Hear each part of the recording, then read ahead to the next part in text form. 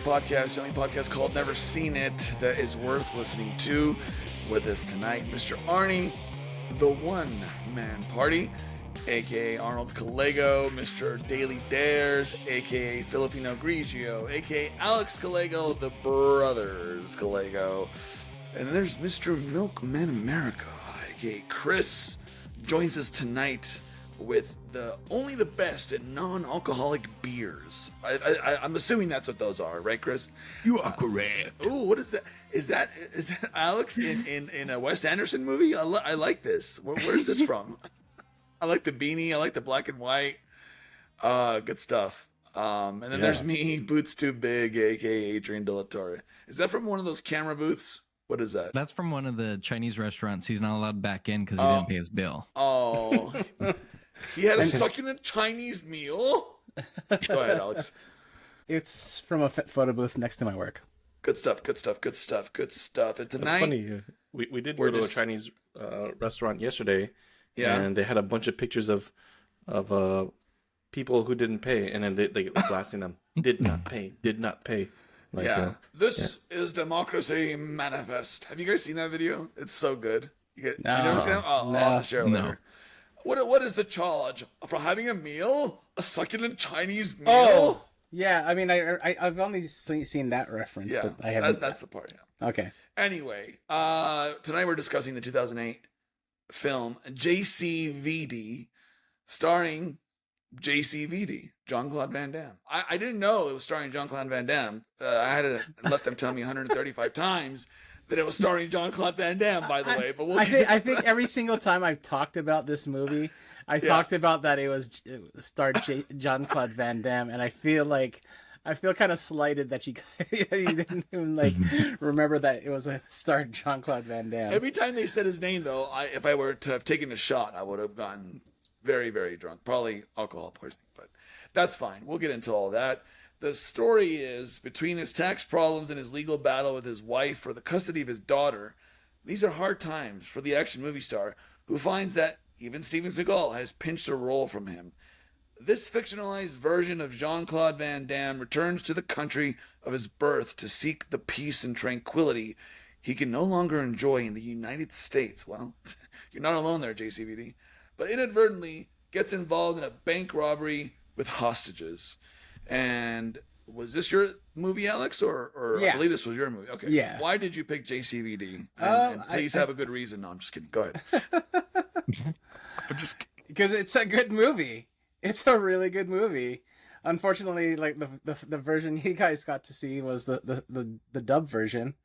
When I first watched it, like me and all my other friends who first saw it when it first came out in 2008, loved it. It was like, we thought it was like the beginning of like a new chapter for Jean-Claude Van Damme. He had like kind of like disappeared into the background of like Hollywood and just been doing like a lot of B movies. And unfortunately, it kind of led to something later on down the road on Amazon. It was a TV show called Jean-Claude Johnson, I think. Jean-Claude Van Johnson, I think that was the name of the show, which was also like a pretty funny show, and it was kind of like mirroring his life, but also like a secret agent life type of deal. But yeah, when I first, like throughout this whole podcast, the existence of this podcast, I think I've brought it up several times. And I think I finally was like, let's just do this. Like, I really want to show you guys this film. And, unfortunately, the versions that are easily attainable are the shitty dubbed version. It looks like when you watch it, to me, I started watching it. I was like, wait, why are their lips off? And I was like, wait, I remember it being like more of like a foreign film. And lo and behold, I was like, wait, I remember it being all in French, and kind of, I wish I was able to like figure that out earlier before sending you guys the link to the Tubi, but whatever. Yeah, I was watching it and I forgot that it was a sort of semi autobiographical story, because he's like in a fight scene. It opens in a fight scene, and there's a moment where you can clearly see him pulling his punches. And I thought that was like, that's setting the tone for like a very cheap B movie. But then it reveals really quick that, he's filming a movie. It's a movie within a movie. And then I felt dumb. But let me ask you this, as someone who doesn't really know Jean-Claude Van Damme's career, I've only ever seen Bloodsport for this show, which, by the way, I enjoyed. I don't know if you remember, that was actually a fun movie to watch. I remember in the 90s growing up, like Jean-Claude Van Damme was like, he was up there with the Steven Seagals of the world, and even like Schwarzenegger and Stallone, but he never really reached the heights of Schwarzenegger and Stallone. Steven Seagal either, by the way, but we won't get into that. It's a whole other can of worms. Why do you think Jean-Claude Van Damme never really reached those heights? Personally, I think it was just like how they discuss it. They talk about it in the film in JCVD. You get caught up in the Hollywood scene, the drugs, and like just the lifestyle. And unfortunately, you kind of when that happens, you kind of let other people who don't have really the best your best interests in mind, and they start like taking advantage of the situation. I mean, it happens a lot. Look at Stan Lee. It happened to him at the tail end of his life. He got shit on and taken for, and all his money. He was like pretty much almost bankrupt. But is there something about Jean-Claude Van Damme's personality that maybe didn't lead him to great heights, like Schwarzenegger and Stallone? I think it's because, like, again, the drugs and alcohol is kind of like the drugs and alcohol. Yeah. Stallone never did. I feel like Stallone did drugs back in the day. They all did. Come on, Schwarzenegger. We know he did steroids. I'm sure they all did cocaine. Right. So you mean to tell me that Jean-Claude Van Damme, he got into drugs and stuff? Yeah. Did he mention that in the movie?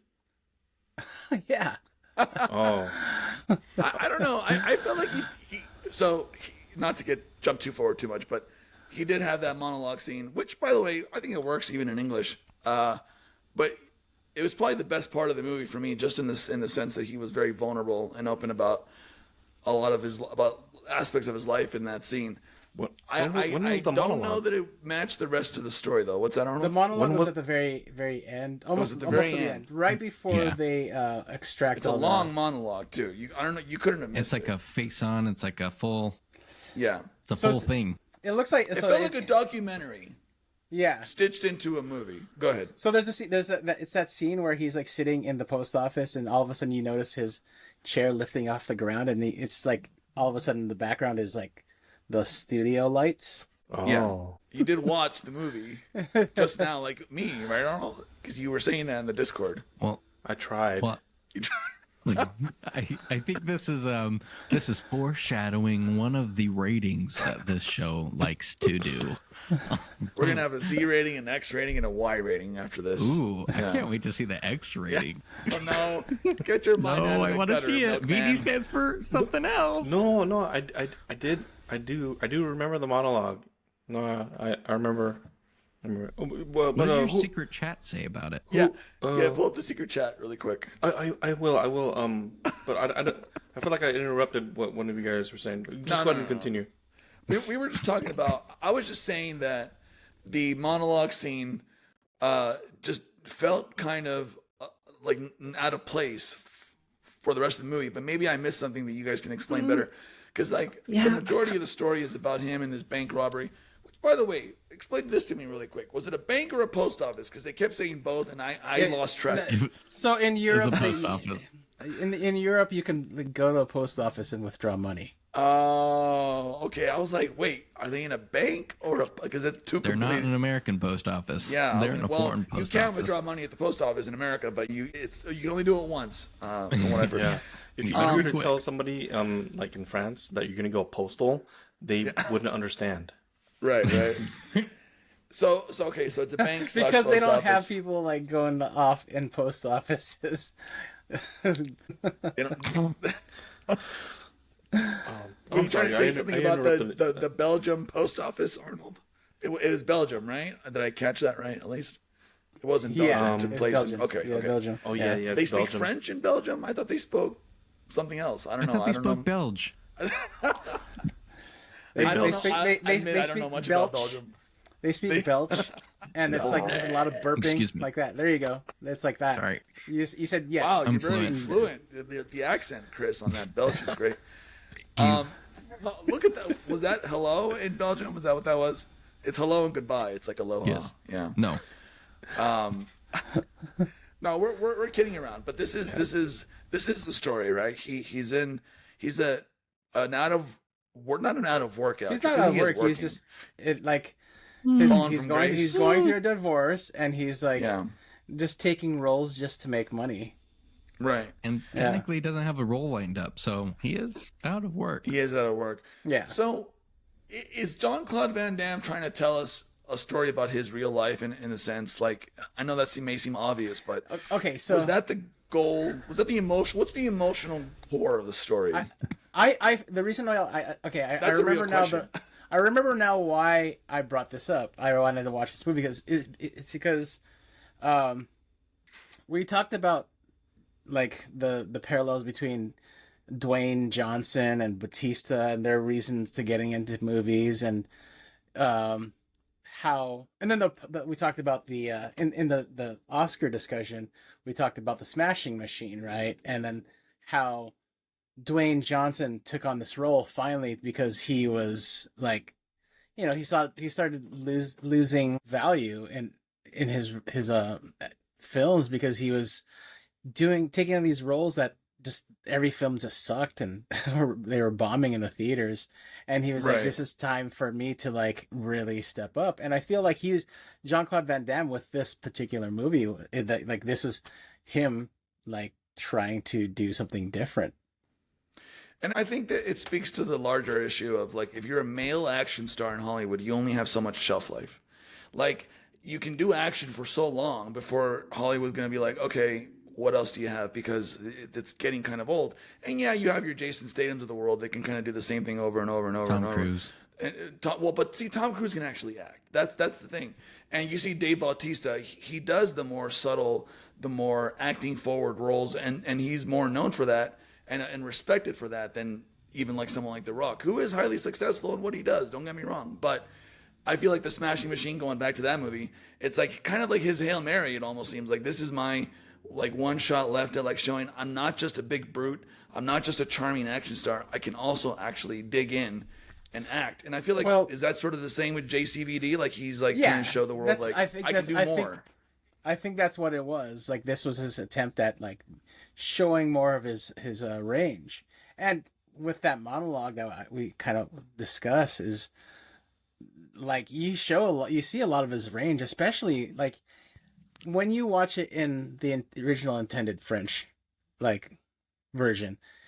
It's him not having to translate, because like how it is. It's different when you're able to act in your own language, either when your first language, than it is when you're like trying to, because a lot of times like the way when you learn a new language, you're kind of like talking through, you're translating from French into that your new language, and it's like there's somewhat of a disconnect, and when you're trying to communicate things, like there's like this like sort of like kind of like hiccup when it comes to the actual communication of like what you're trying to put across. Arnold, I mean, you grew up with Jean-Claude Van Damme. You like Jean-Claude Van Damme. I believe Bloodsport was your movie.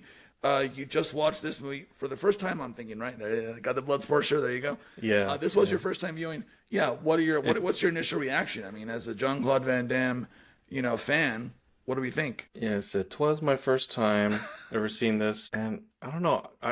I'm willing to give it another shot, like you were saying, Alex, with the original intended version. I mean, the dubbed version, it didn't really bother me. Maybe it's because I'm used to watching movies like that growing up, but I felt disappointed. Maybe, but perhaps it's also my part too. I think maybe you guys are kind of picking up a little bit that I may have dozed off a little bit on some parts, but I totally did. I totally do remember the monologue with the chair raising, and you see like the studio lights in the back. It was like towards the end. Well, hold on. Let me ask you this really quick, Arnold. Not to interrupt. Uh-huh. Sorry. How many Jean-Claude Van Damme movies have you seen? Most of his catalog of movies? Have you seen Let's see. just some of them? How many would you say? There's Bloodsport, then there's Bloodsport and Bloodsport. Bloodsport, Kickboxer. I walked right into that one. No, I watched a handful of them, and Right. but I like the old school ones, the Right. OG ones. My favorite one is Bloodsport, and Which one? Which one? Yeah. Hold on. Bloodsport with Jean-Claude Van Damme, right? Just to be clear. yes. Was there anything about this Dylan. movie that made you... Was there anything about this movie where you're like, oh, JCVD's back, baby? Or was it more like, what is this? My favorite part was the how it started. I was like, "Ooh, action!" Because that's when I think of a Jean-Claude Van Damme movie. That's what I think about: fighting, action, Fair. his high kicks, some splits, and he always wears that certain type of like tank top where it's like, Little The shoe spaghetti strap. The spaghetti straps. yeah, I don't. his little sports bra. He's the only one that can pull it off, and I don't know. Clark could do it. oh yeah, Our cousin Clark can. I can mean, do it. not the only one. There's only a select few people. Only select few. Yeah. Arnold, I want to see you do that the next time we go to Comic-Con. Yeah. Dress up I as better- Jean-Claude Van Damme wearing the spaghetti strap tank top. Yeah, there you go, Arnold. White, And good get old your white splits. beater. What's this Get podcast your rated? splits. Get your splits going. What's this podcast rated? Explicit, I hope. Okay, good. Yeah, Arnold, just wear it to the next episode. Yeah. Well, here's the thing too. I wanted to bring that up. Like, I think that's what Arnold brings up is a kind of an important thing. It's we walk into things. Everybody does this. We walk into like every kind of art form, every kind of thing that we consume with like preconceived notions and prejudices towards the everything about the film. We could see Jean-Claude Van Damme, right, and we expect a certain thing. And when you do that, I think that kind of it does set you up for disappointment if you don't get what you want, right? But at the same time, if we allow ourselves to just kind of like be okay with whatever we get, like I think like be open to the being surprised by these artists, because I think that's what for me it is. It's like, for me, I love when a band, say a band, you're accustomed to the a certain style that they do, and then their next album is like way different. You see that with like Radiohead. You see that with like so many other bands, but like each album sounds different. There's another band called 90 Day Men that I really, really loved, but their first album is way different and more guitar based versus like their final album, which was like very heavily piano based, and their time signatures were different and everything. It was really, really, really cool. It sounds like what you're saying is that when you're creative, when you're an artist, you have to like have a balance of how can I do something new and sort of experimental, but also something that will please the crowd, right? I'm not even saying the artist per se. I'm saying the people who are consuming the art. Oh, we okay. need to be open to that sort of expectation. We gotta like. Yeah. I think it's better for us to like be open to being surprised by certain things, and it allows us to not be disappointed, like to be pleasantly surprised by things, even if we don't like it as much as the other stuff, the older stuff, the stuff that we're accustomed to. I think that's the thing too. Like you look at like Marvel films, right? Like how many times can we see the same Marvel film? Wouldn't it be cool if they changed it up? So Right. Yeah. That's why I like Logan a lot, because Logan was so different from the rest of the mainline movies. Yeah. Sorry, Chris, go ahead. No, you're good. I think and I'm gonna do my absolute best to stay objective and nice about this, but to stick to that point of like a band switching up their like sound. This kind of felt like I go to see that band to do something very specific, and they keep producing hit after hit after hit, and then they change it up, and then they wonder why their last album sucked, and then their tickets slow down. Like, because I look at his JCVD. I sadly have not seen a single one of his films until now. So I didn't go into this movie with an expectation. I was just like, let's see what we get. And at first I was like, God, this fighting is terrible. Like, I was thinking like, oh, cool, they're doing a one shot. And then like halfway through the scene, I was like, oh, like guys are kind of like flying everywhere. And I'm like, what is cheesy stuff is going on? And then obviously the whole thing is that they're filming. And I was like, oh, that's good. I like that. That like it explains it all away. I'm like, okay, let's see where this is going. And so that honestly, it made me a little excited. And then after that, it was such a, in my opinion, like a stark contrast. It was almost like saying, like, to your point, this is what you're used to seeing. This is not that movie, right? We're getting a deep dive into this actor. And it's like a hyper realism type dealio where we kind of like take real aspects of his life and then put it under a microscope and then embellish some of the things and make it a fun movie. Yeah. And so it was a little tough for me to follow. I watched it in dubbed first, and then I watched, to your point, I was like, you know what, maybe I'll try the French out. And so I did. And to your point, like it added a little bit of an edge to it that was like, oh, these lines are believable now. At least from the supporting cast. Because like JCVD kind of speaks in English a few times throughout the movie. But it was just really interesting. And it was kind of messy though. Like, a lot of it was kind of messy. I don't know where that comes from. I don't know if it's the director. I don't know if it's like JCVD going to the director and like, no, this is what I want to do. I want to do a time sequence and I want it to look like this, or like who's making the stylistic choices on it.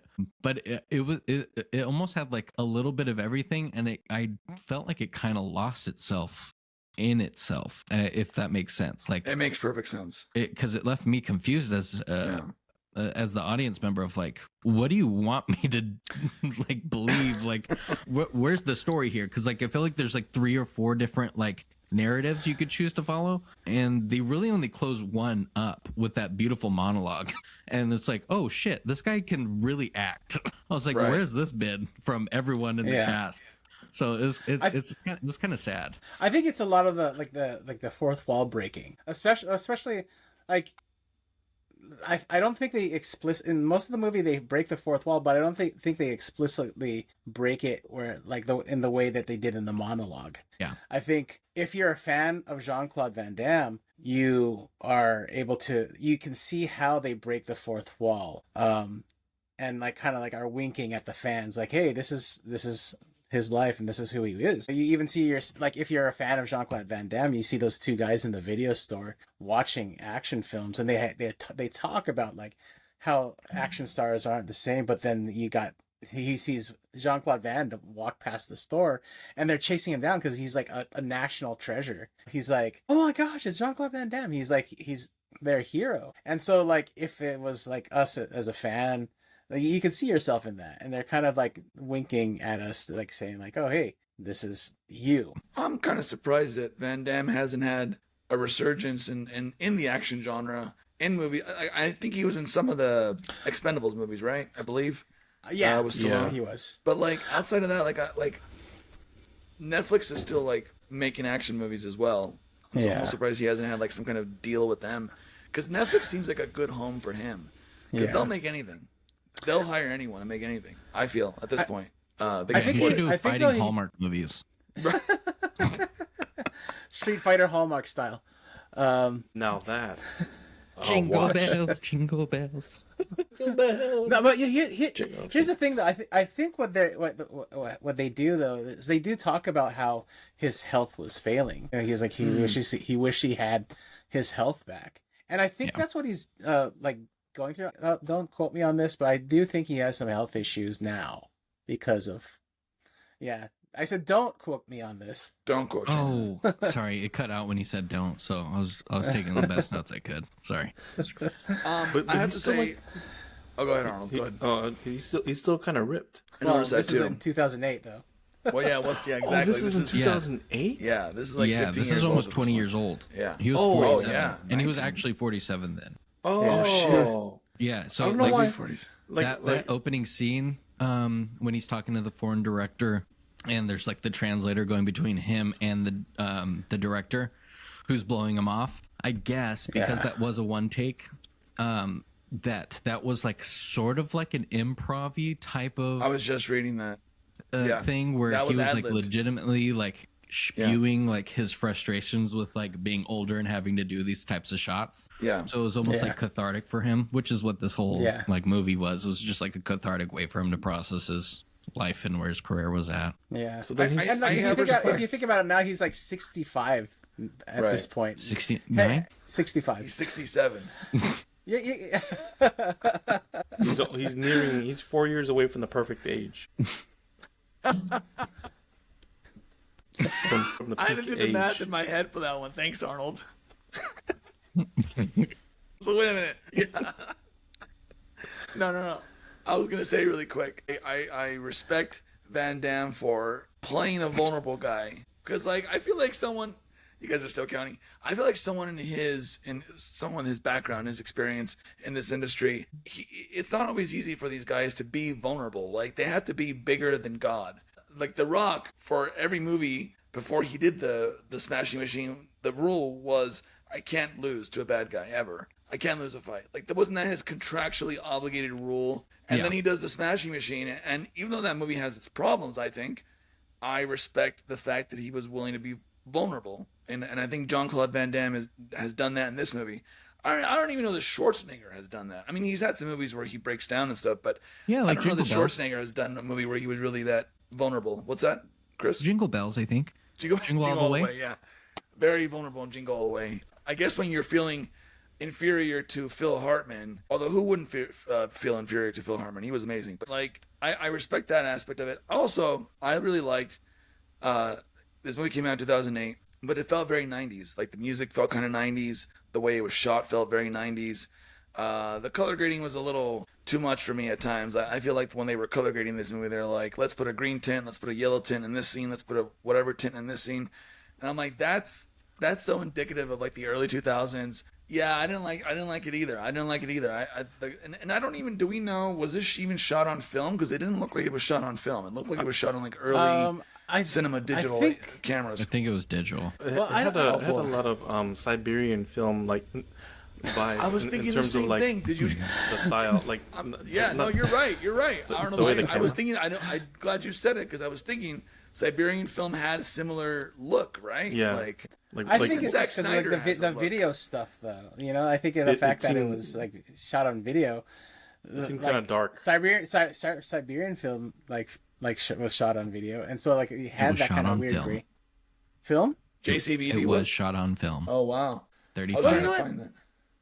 If you watch the YouTube video that of the monologue that I sent you guys, it's the quality of that video is like really good. If I only watched that monologue, I would have rated it higher. You think so? If it was I just think the so. monologue, yeah. I would give it the benefit of But the you doubt. did watch the monologue, so Maybe No, I I mean should like watch the just the monologue. video. oh, just Yeah, the video.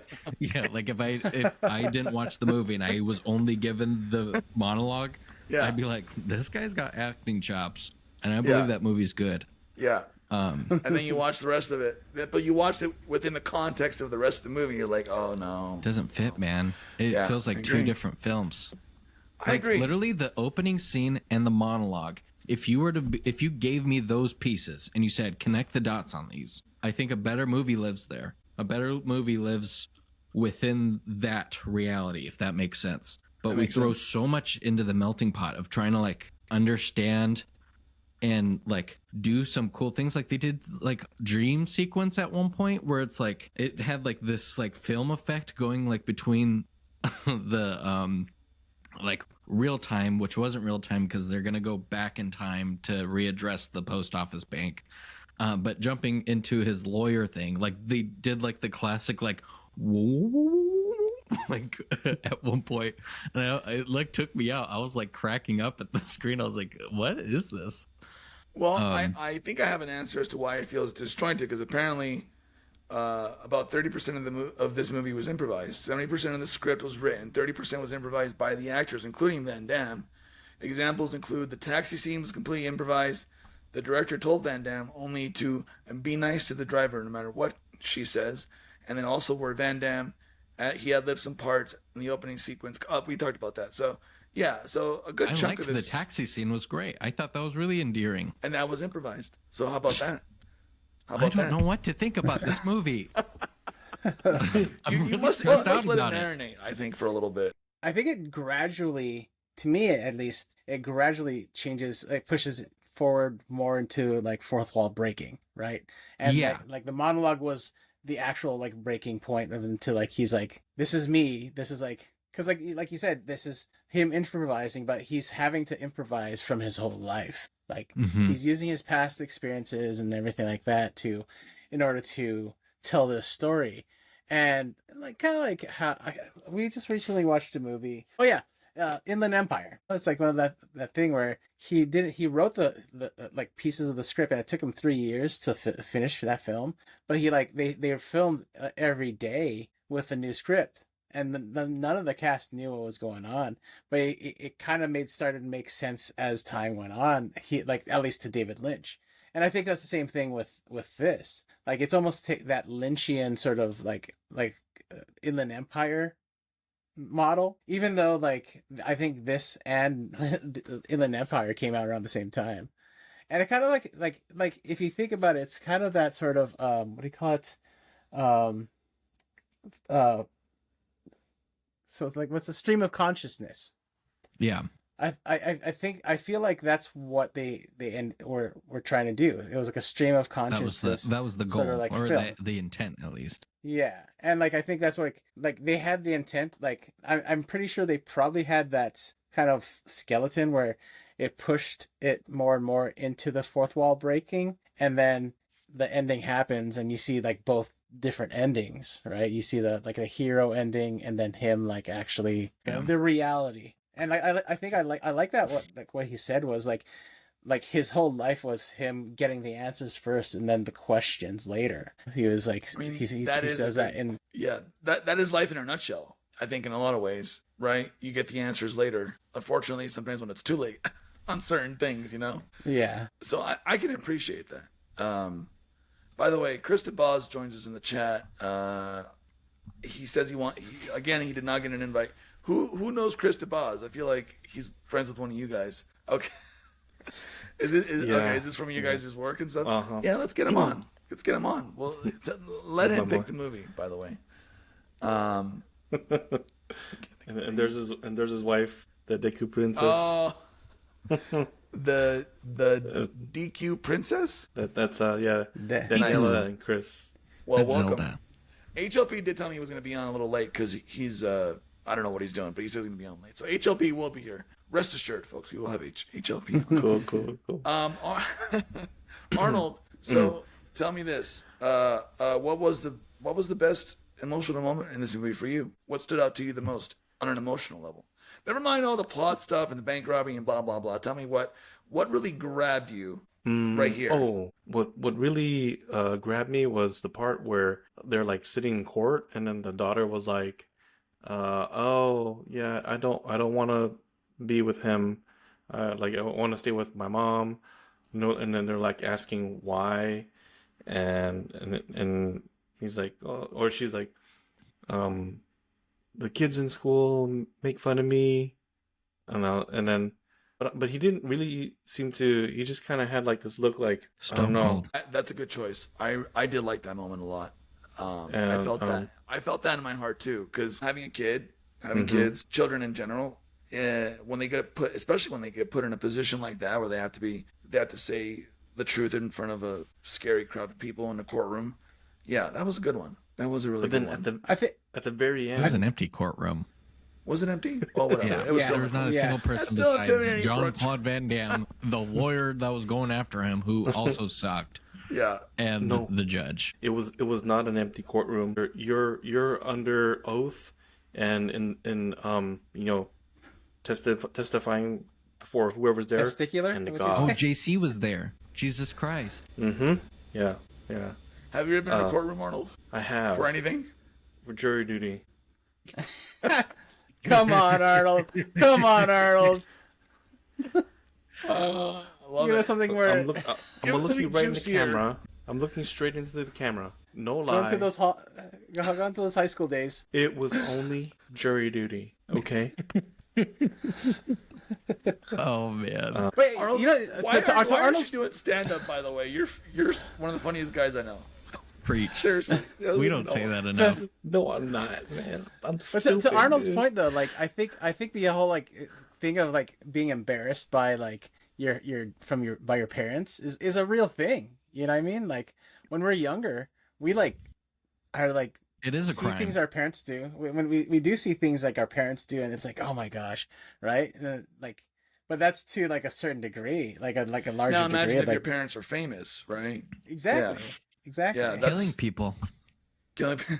Well, I wonder if that's why a lot of celebrity children go into acting, just because they're like, well, I saw them make a fool of themselves for so many years. I might as well take a crack at it because I think I'm better than them. You think there's something to that? Like maybe they're trying to one up their parents. Do you think that, I think that they're Wyatt like, Russell I is can trying make to millions one of up Kurt dollars Russell? acting like a goof? Sure. Yeah. I have a And shoe they got an in. easy way in Yeah. because Family nepotism. business. Come on. It's a family business, yeah. Yeah. Yeah, there's good nepo babies. It's the out only there. thing I Jack learned Quaid is a growing great up. nepo baby.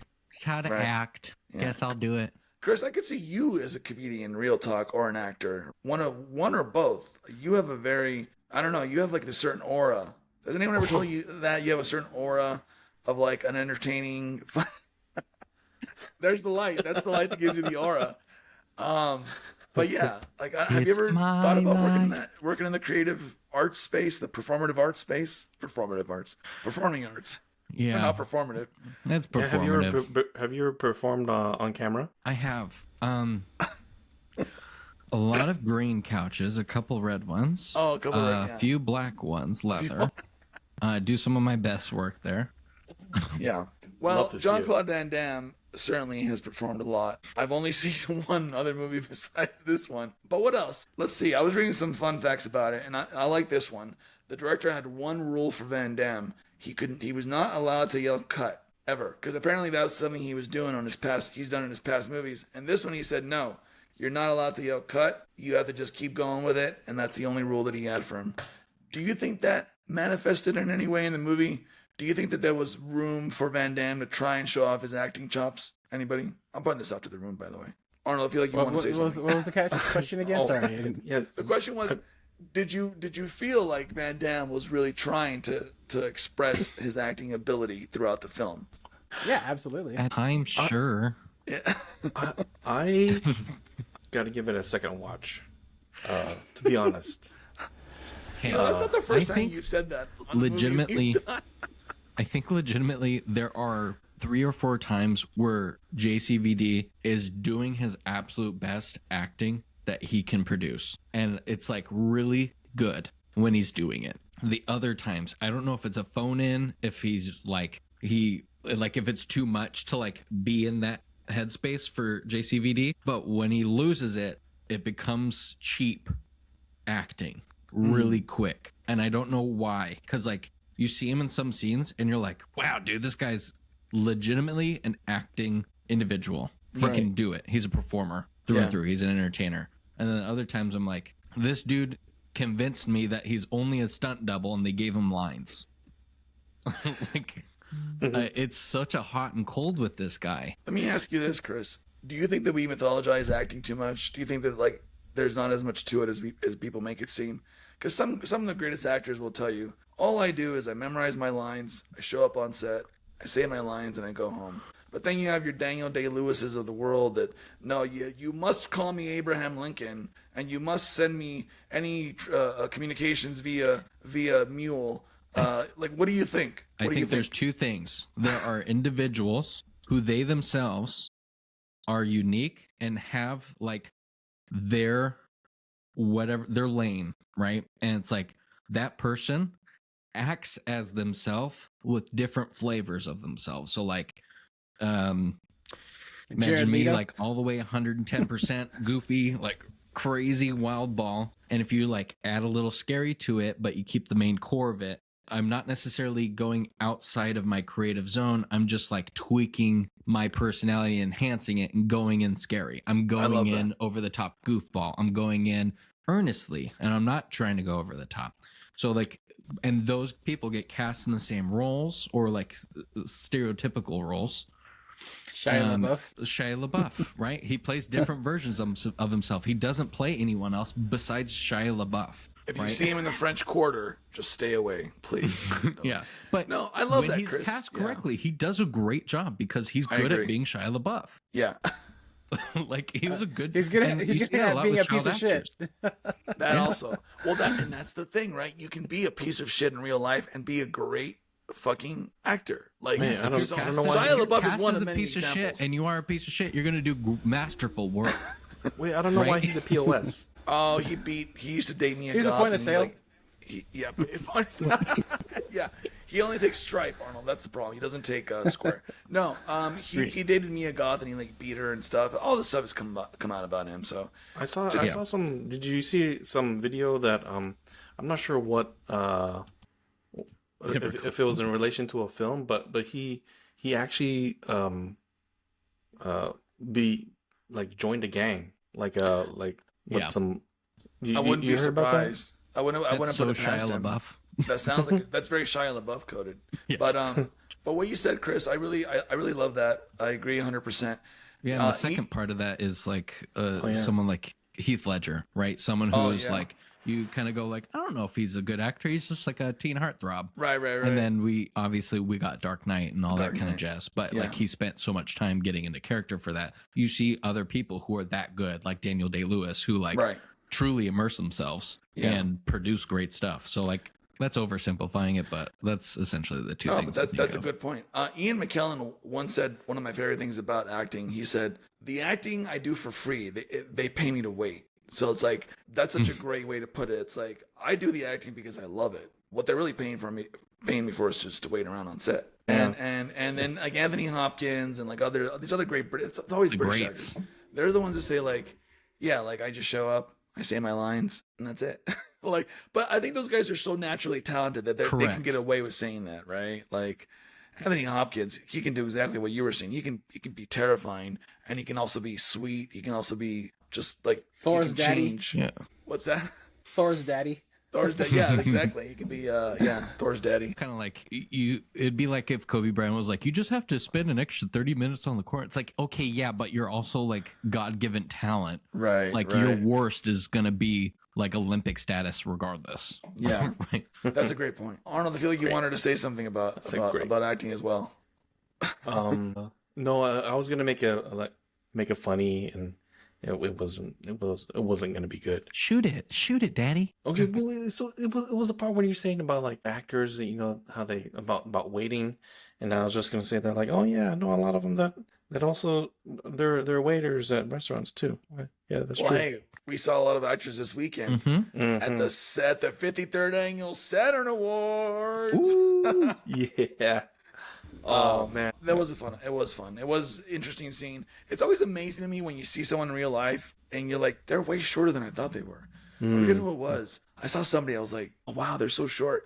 But then I saw Paul Bettany. I'm like, oh, Mr. Bettany, how you doing, sir? Like the guy was a gentle giant, right? I mean, he was a tall guy. Alex, you were there with me. You saw Paul Bettany. Yeah, Doug Jones was from what we do in the shadows. Like I knew he was tall, but like man, he's so tall in real life. It's crazy. Yeah, tall and long. yeah, super lanky. This guy is like so lanky. Very lanky. I know, it's like limbs are just hanging, like they're like long. Or... Yeah. Arnold saw some limbs. Chris Hardwick. He's like this. He's like same height as me. We're both 6 foot. Oh yeah, he was. I didn't see him in person, but I know that he was there that night, right? Wasn't he presenting or something? He did something, right, on stage? I think so. Yeah, I'm not quite sure. I was like 2 feet away from Chris Hardwick and Rhea Seehorn, and I was doing the chimes, trying to tell him, okay, let's go inside. It's time for dinner. Ding, ding, ding. He spanked him a little. He's saying, this film is considered unique. It's compared to other meta celebrity movies like Being John Malkovich, Birdman, The Unbearable Weight of Massive Talent, which I did not see, but I have seen Birdman and I have seen Being. That was really good. I need to see it. Being John Malkovich is great. Where would you guys rank, if you guys have seen any of these? Where would you guys rank JCVD? So Personally, he was I've in seen, those movies. Yeah. No, he was not. Jeez, Arnold. What did you say, Arnold? He thought John. He was saying that he was thinking that Jean-Claude Van Damme was in all those movies. No. That would be interesting. No, but go ahead, Alex.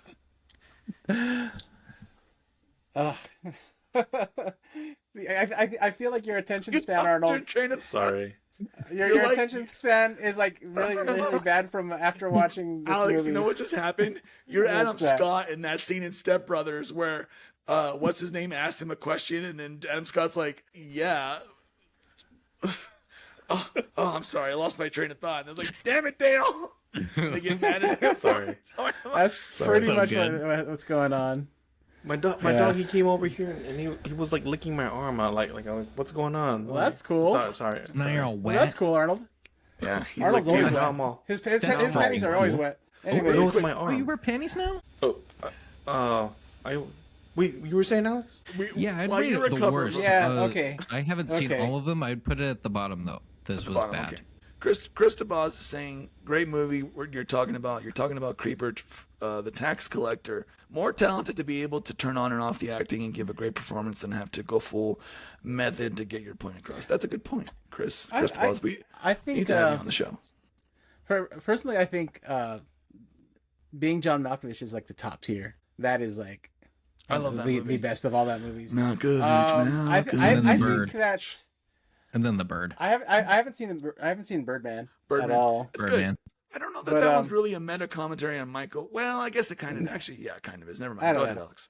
I would kind of say like of the ones I've seen is the Bearable Weight is like right under being John Malkovich, and then I don't know, JCVD is a good one for me. I think it's I don't know, maybe it's the rose-colored lens effect, you know, like of watching it before, but I had good memories of watching it from back then, and when I rewatched it, I still enjoyed it the same way. Yeah.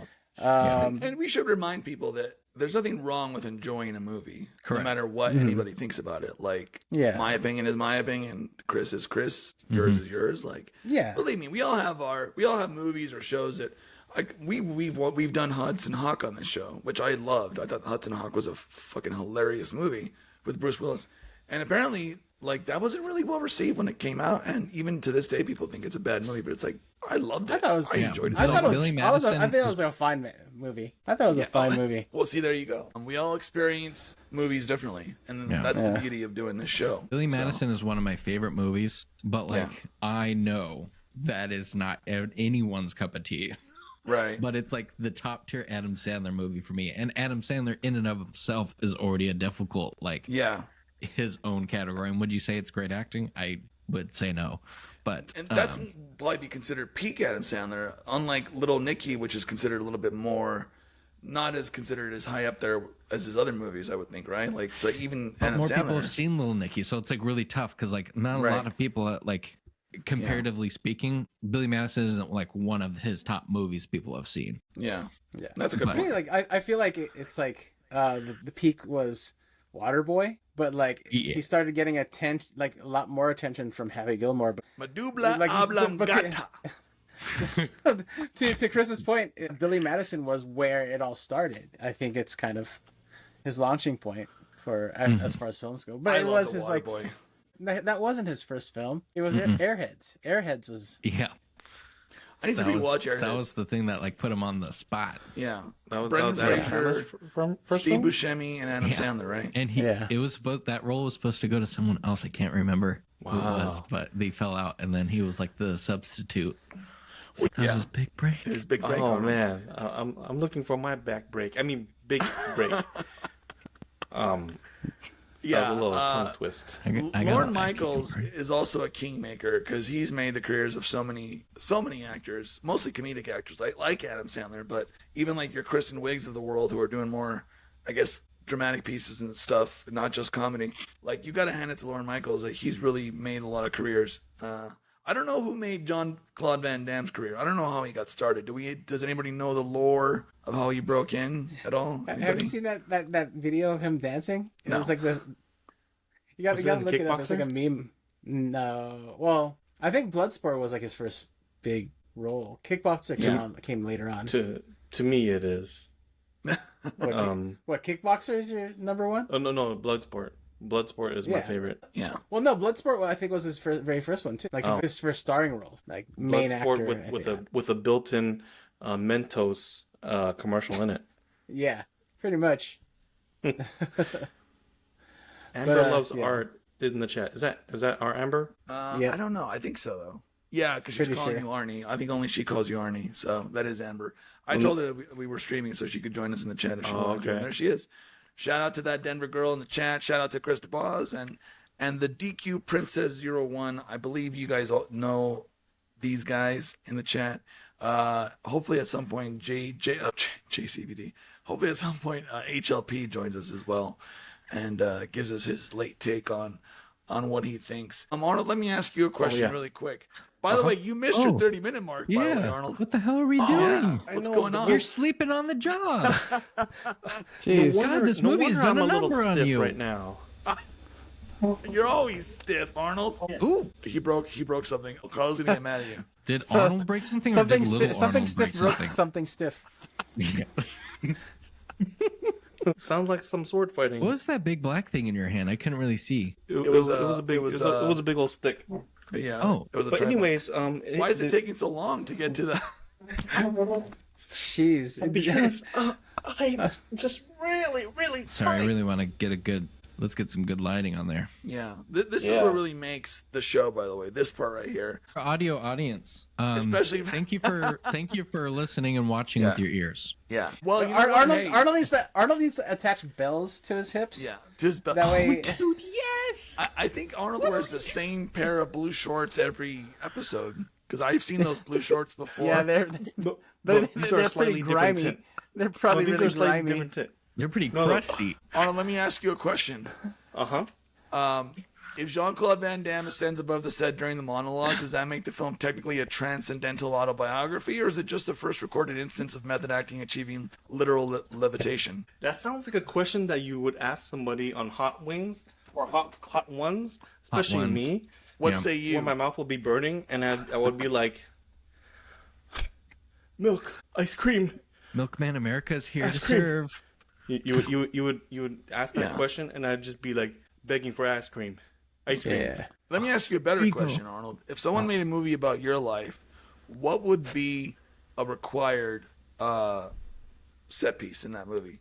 What moment from your life would have to be in it? What's a must-have? Well, Tom Cruise would have to play him. Well, obviously, that goes without saying, Chris. Yeah, saying- because you need limber hips to be able I to don't do think that. that Tom Cruise could get the hip shape down. I feel like he'd have Is to it really also practice. because Tom Cruise Did is you short? see him in Tropic Thunder? Oh, that's Wait, are you saying Yeah. that I'd have to have a very clean bathroom?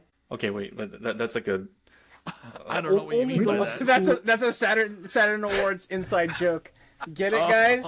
Who are at the Saturn Awards? Yeah. Ring around the rosy, pockets full of posy, Arnold. You know what I'm saying? Get it because Saturn has rings around it. That's a good one. Terry Crews as Arnold. Would you say like one prop, one object that would be? No. What's a moment from your life that would have to be in the script? What's an Arnold core memory that you like? If you're talking to the writer, you're like, no, this has to go in. It's just one moment. It could, Deer in headlights, Arnold. No.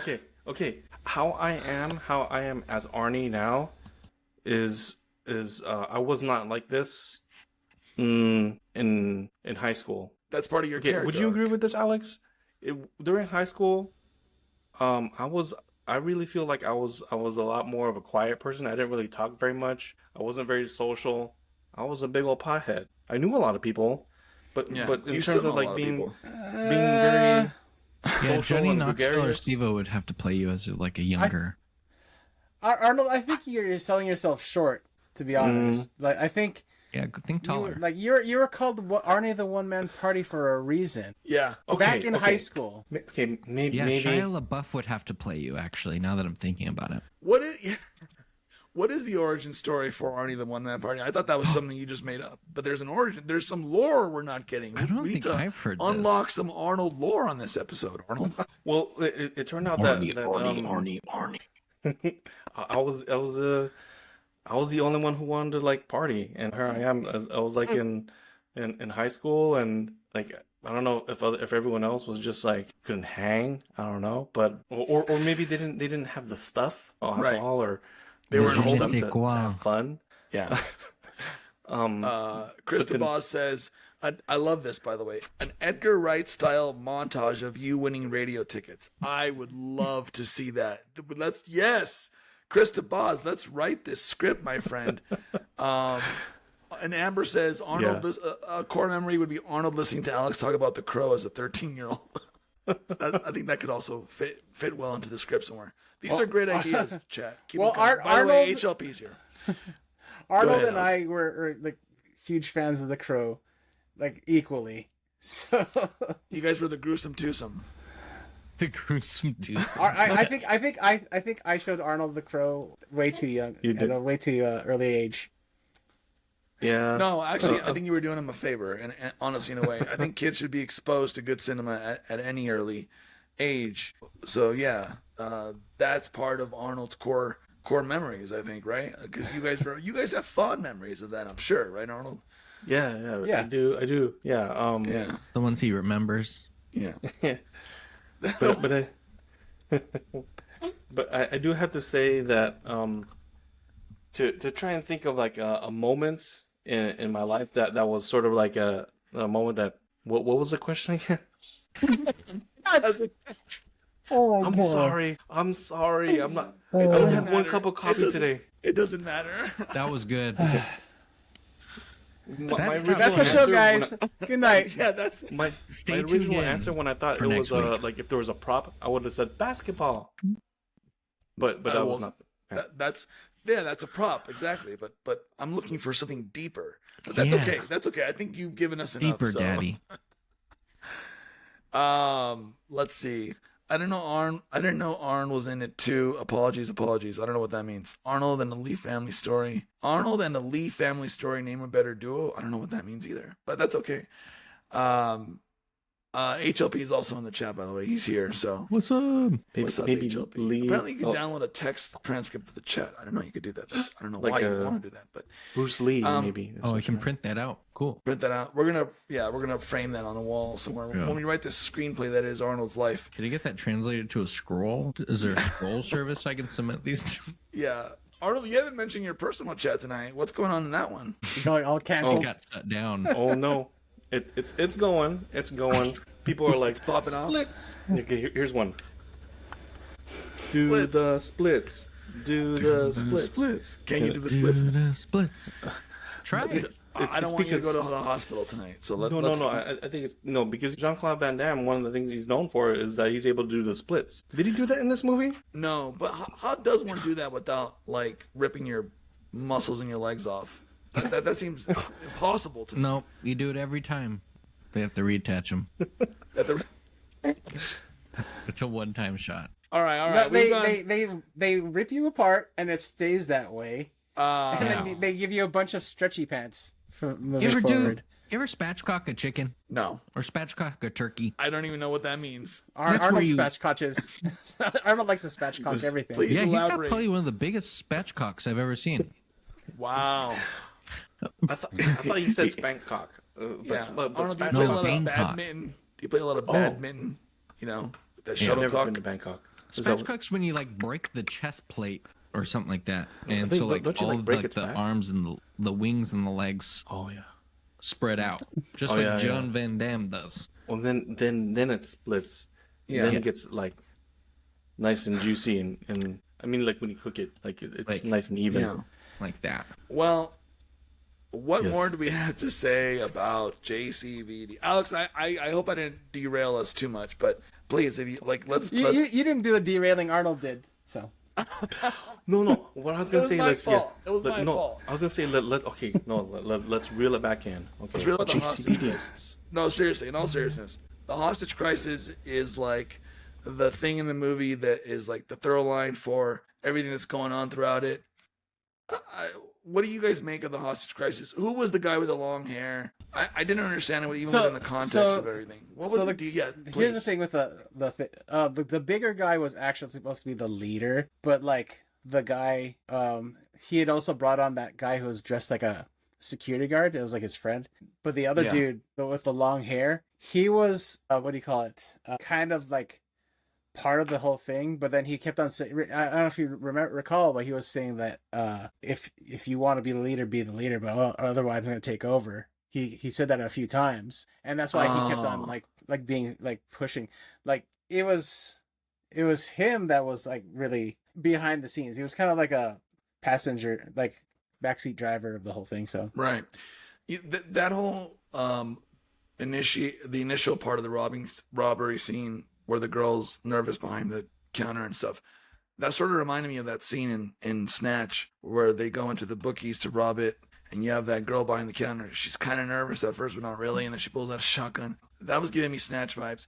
But the guy with the long hair, the bad guy, who I still don't even know what his name was, by the way, he reminded me of that episode of It's Always Sunny where they remake Lethal Weapon 5, and Charlie's wearing the blonde wig, and he's like one of the twin bad guys. I think that came out after this movie. Maybe it came out before. I don't know. But I was seriously getting It's Always Sunny vibes from this movie.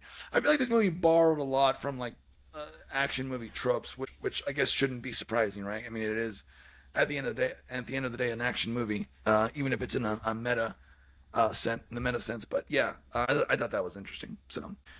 What else, guys? Chris, I feel like you have a little bit more to say, or are you all tapped out, my friend?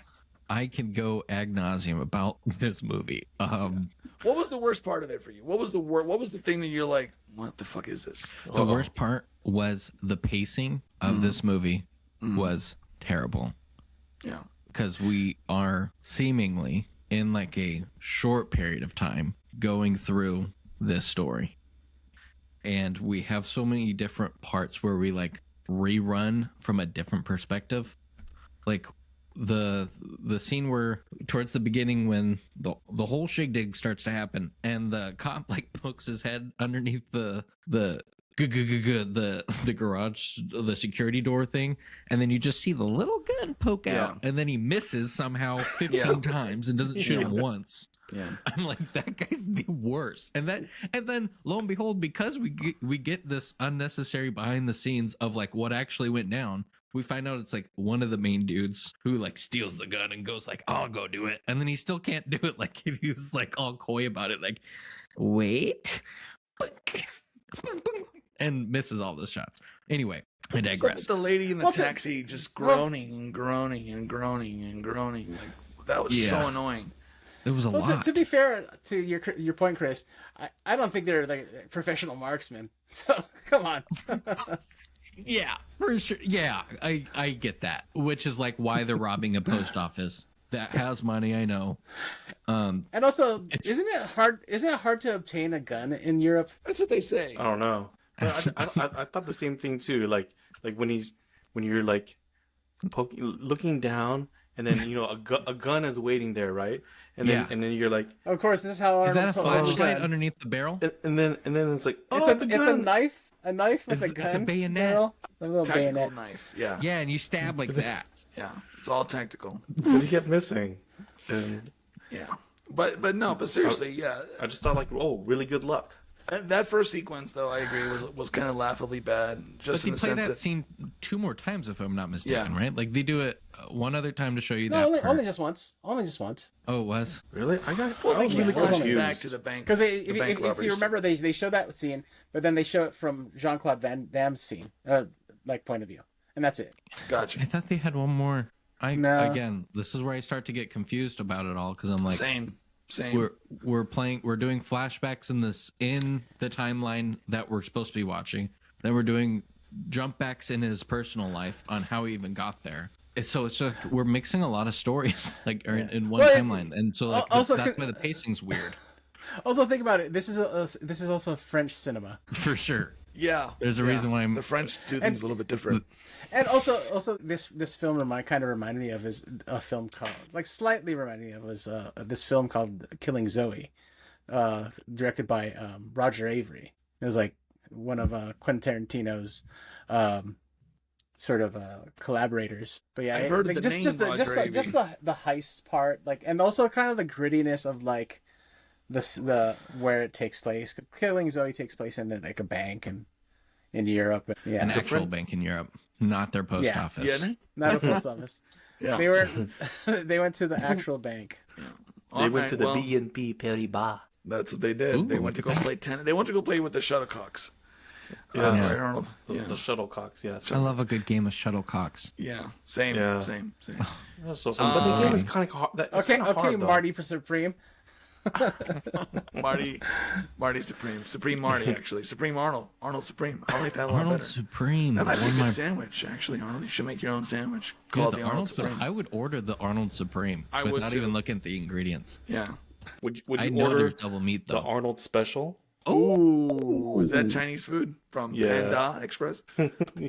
Yeah. Oh yeah, it I is. think Alex's portrait used to be up in that restaurant, but he took it down. Oh, that's too bad. Well, guys, I think we did it. I think that's JCVD. I think it's time. I think it's about that time to go around and give our About final that time. thoughts. Chris, I will start with you. Oh, you're gonna start with me, okay? And then, yeah, there's an order of things. Yeah.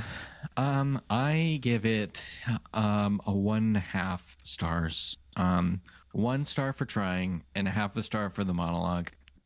If you liked watching Jean-Claude Van Damme movies, I think it might be interesting to watch. And I would agree, please watch the actual French version with subtitles. Do not watch the dubbed. It does take away from it.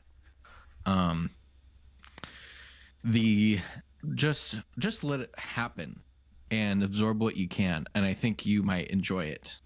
Don't resist. Just let Don't it resist. happen. Just sit back and relax and enjoy it for what it is. Because if you go in expecting, like what Alex was saying, like if you expect it to be something, it is not going to hit. Whether it be an action movie or an artsy movie, it's telling a story, and it's telling a couple stories, and there's some really interesting moments in there that I think are good. And JCVD, there's some acting chops there, and I like it. I wish there was action in it, because that did let me down a little bit. As we're talking about this action star, we got like a teaser of action, and then close to no action. And the ones that we did, it was like I'm not going to get into the weeds of that. It's an interesting movie. If you like JCVD, you should watch it. I thought this movie was made in the 90s, but it's 2008, so it's really difficult. But yeah, 1.5 stars. Optimistically, I think people should try it out. You can find me at Milkman America. Anywhere on the socials. Not fighting. Like it. I like it. Thank you so much, Chris. Alex, let's get your final thoughts. I personally really love this film. It's one of my all-time, I don't want to say all-time favorites, but all-time favorite meta films. Especially like I said, we were having that discussion this day and age about action stars trying to like step into the realm of actual like doing good art. Especially in this day and age with the state of film, people trying to become more serious with like AI and a lot of these films made by committee type of deals, and indie just like really trying to like dig their feet in and make good art rather than just like letting the world take over like cinema and just making garbage every single day, you know. But I personally really enjoyed this film. Like when I first watched it back in 2008, I think that it's ahead of its time. Jean-Claude Van Damme, to me, I felt like deserved more. Unfortunately, I think his health is declining and has been declining, and so he's he can't do the action stuff like I don't know. Jet Li, Jackie Chan, they've all been able to keep up their health and be able to act and do action sequences. But then again, I don't think any of them have done like these sorts of like roles, right? I don't think they've actually like branched out and actually did something a little bit more with more depth. So that's kind of hard to like compare those two guys to Jean-Claude Van Damme, who actually tried. And I think that's the important thing to consider. The fact that he actually attempted to do it Yeah, I've yet to see John Cena do like a role that's like, you know, a little more than just Agreed. like a hero. You know, Right. like I think Peacemaker is a great show, but I also don't feel like it's really, you know, he's done comedy, but he's always been this kind of like funny kind of guy. Right. But Nothing he's substantive. not he hasn't stepped into the like the world of like even like Dwayne Johnson or especially Yeah. Dave Bautista. You know, Mhm. Yeah. a guy like that. Dave Bautista really like has sunk his teeth into the acting world and really tried to make something of his career than just like blowing things up. I gave it 4 stars. I do think that yes, you need to watch the French subtitled version, not the dub version. Stay away from it. Pay the $3.99 on Amazon, or go and buy go and buy the DVD Blu-ray on eBay, which I'm gonna do because like I really love this movie. You can find me at Daily Dares. Awesome possum. Arnold, you're Mm. next, and you know what comes after that? My favorite part of the show. But let's get into You, your final thoughts. Where can people find you? And then, you know. you brought up a good point, Alex, about how and then we spoke about it like a little bit throughout this whole show. The vulnerability and the willingness to do something different. Got to give JCVD not just these claps, but we got to give Twerking claps. Oh, that's right. We hit the hour. You gotta still talk while you're doing these your dance. claps. That's the rule. If you're gonna do the dance, you gotta.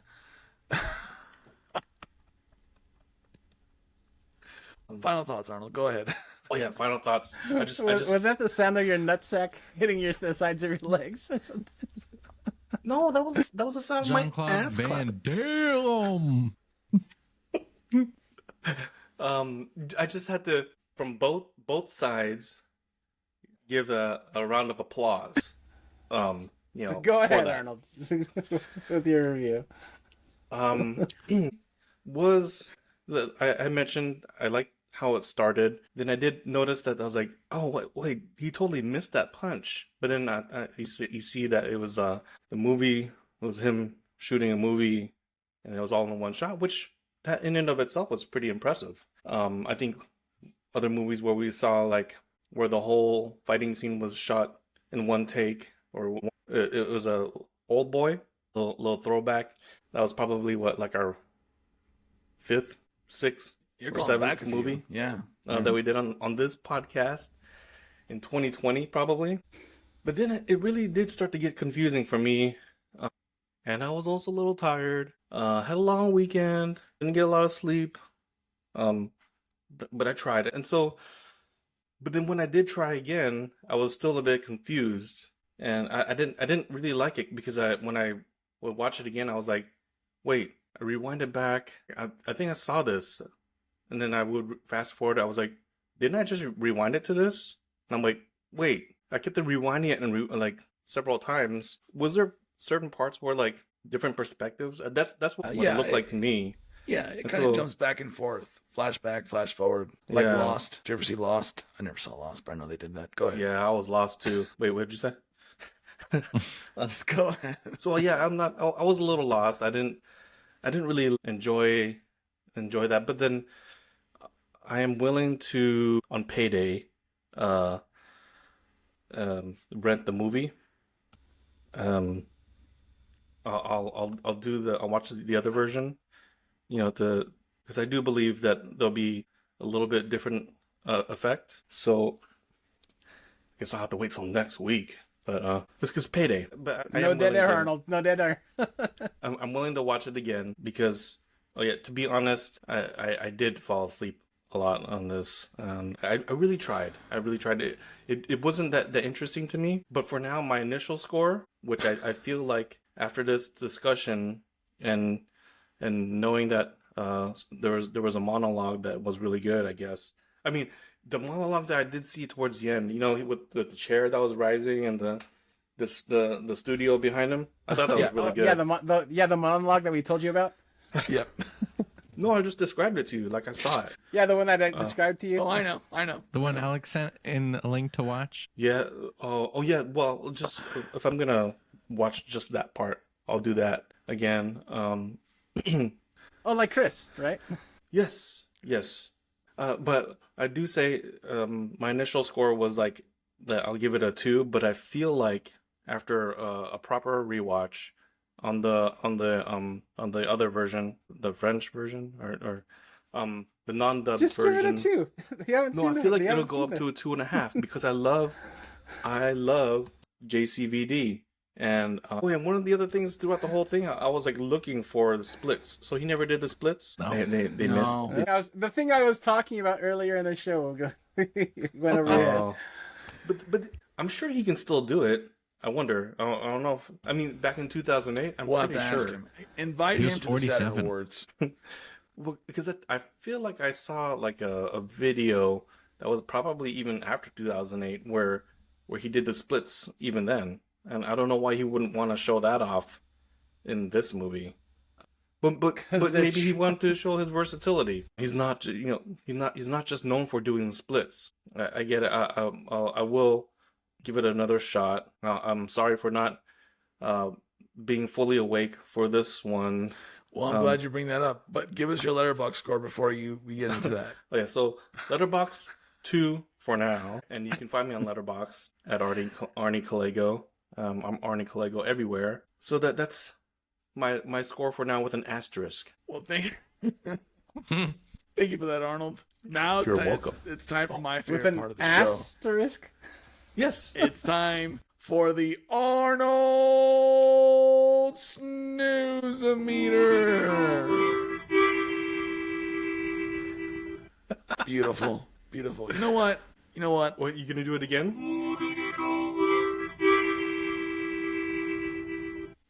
There you I go. just had to get a picture of that. Okay. Did you get it? Because I could play it again if you didn't get no, it. No, I got it. I Okay. got it. All right, Arnold. So tell us, because you really want to get into this part, what is your snooze-o-meter score? A 4Z rating. It was a 4Z for me. You did it too was fast. Oh, my bad. It was I'd have to say, a 4Z rating. Hey, are those hands or asses clapping? What? Or both? So why such a high Z rating, Arnold? Please tell us. There was no food involved. there was only me that just could not stay awake. Wow. For the movie. And you love JCVD. Yeah, my wife was texting me, and then like I felt the buzz. I was like, oh, okay, I'll rewind it. It was only 5 minutes back. Okay, all right, lock in. Okay, and then I guess I missed a few text messages and a few calls because she was upstairs. She can hear me snoring. But then this was like at 11 o'clock last night, and I didn't get a whole lot of sleep the night before. You're a busy man. And I was gonna give it another try. I fell asleep again, and I'm like, okay, we're just gonna get a good night's sleep now, and then we'll regroup, and we'll finish strong. We'll finish strong tomorrow. And I continued to fall asleep again. And I don't know. It was hard for me to follow, even during the day when I was rewatching it. I'm like, I don't get the story, but I was like, yeah, it was a little tough. But Yeah. maybe and like I mentioned before, I am a morning movie watcher. That's the best time for me while I'm having my mushroom coffee. Lion's Head. That's provided by Sigmatic. Shout out to Sigmatic. Yeah. For the No free for the publicity. mushroom coffee. I feel like this is the highest Z rating you've given in a long time. What was the last time you gave such a high Z rating? What movie? Do you recall it all off the top of your head? I think Insomnia. Siberian Film.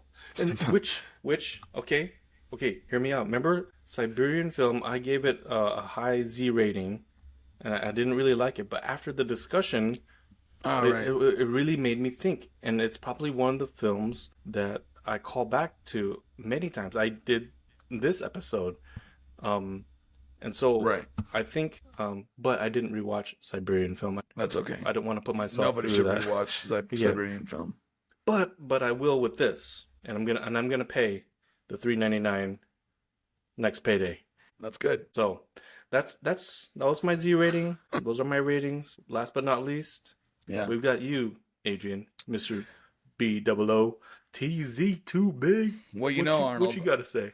I always like to look at everything from a writer's perspective, right? So we need to put on our writer's cap. Look at There's the that. old writer's cap. Hey. Right? It's so fancy. I know. Very, very fancy. The writer's cap, the writer's hat. I called it a hat, but I say it's a cap. It doesn't matter. Hey, no Cap in the hat. I thought this movie felt very unstructured storytelling wise, like Chris said.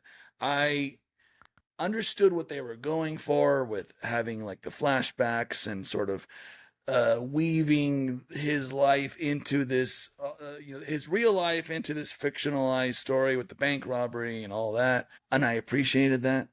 But I think at the end of the day, it didn't really hit for me. I think that it felt too muddled. I feel like what he was trying to accomplish on an emotional level didn't really fit in with the rest of the movie. I respect that he was trying to do something different. I respect that he was and St. Proper. Thank you, Christopher. I respect that he was trying to do something different. He was trying to be vulnerable. He was trying to say, this is all an allegory for my real life as an actor, as an action star, as a father. That's all well and good. But as Chris said earlier, it honestly felt like we were watching two different movies.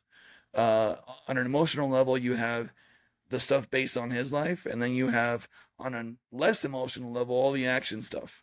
Not the action stuff, the bank robbery stuff, I should say, because like you said, like there's action stuff in the beginning, and then that's pretty much it. And I kind of get that, you have the constraints of a budget. This was not a high budget movie. I mean, let's be honest. Even in 2008, nobody was going to give Jean-Claude Van Damme a big budget, and that's fine. Steven Seagal has made an entire career out of making shitty, low-budget movies in Prague or whatever country he films in. So I actually think Jean-Claude Van Damme could do the same if he locked in and ate orange chicken every night, and then he wrote a good script. I think he could really pull that off. So I'm actually surprised we haven't seen a JCVD resurgence. Maybe we will. Maybe this episode will give him a bump in his career, and he'll become famous again. And next year he'll be at the Saturn Awards talking to us on the red carpet. Yes. Well, I don't know. I'm just saying anything's possible. That's all I'm saying. So, with all that said, I'm giving this movie a pretty low score, and don't hate me for this, Alex, or anybody else who loved it. But it's just kind of how I felt at the end of the day, and that's why I rate this movie 2 stars on Letterboxd. At the end of the day, this show isn't about ratings; it's about discussion, and that's all good. So that's all good. That's all love, by the way, man. The director Mabrouk El Mekri, I don't know if I'm saying that right. He's directed. Looks like he's done other action movies, including one called Kung Fu Zora, which came out 2022. So he's still working. So yeah, maybe we need a little follow up between him and Mr. JCVD. But yeah, I am on Letterboxd, where you can find me. Boots Too Big. You can find the show everywhere else. The Never Seen It podcast, ladies and gentlemen. We are everywhere. We are on Facebook. We are on TikTok. We are on Blue Sky, Threads, X, neverseenitpodcast.com. Email us, podcast.neverseenit@gmail.com. We'd love to hear from you. Subscribe to us on Spotify, Apple, and YouTube, or wherever you get your podcasts from. Apple is now doing video podcasts as well, so you'll get to see our pretty faces on there now. If you like the show, leave us a comment or a review. That helps us out a lot. Big thanks to Mr. Kyle Mapson of Burn Cycle for the intro and outro music. You can follow Kyle on Instagram at selfies_food_and_pets. Thanks to Mr. Healing Laptop Power for the Arnold Snooze and Meter music. And that's the show, ladies and gentlemen. Any final thoughts from the gentleman? Needs more splits. Needs more splits. Needs more splits. Needs more splits. Do the splits. That's what the private chat's saying. Do the splits. Gotcha. Yeah. All right. Well, we're going to go out on that note.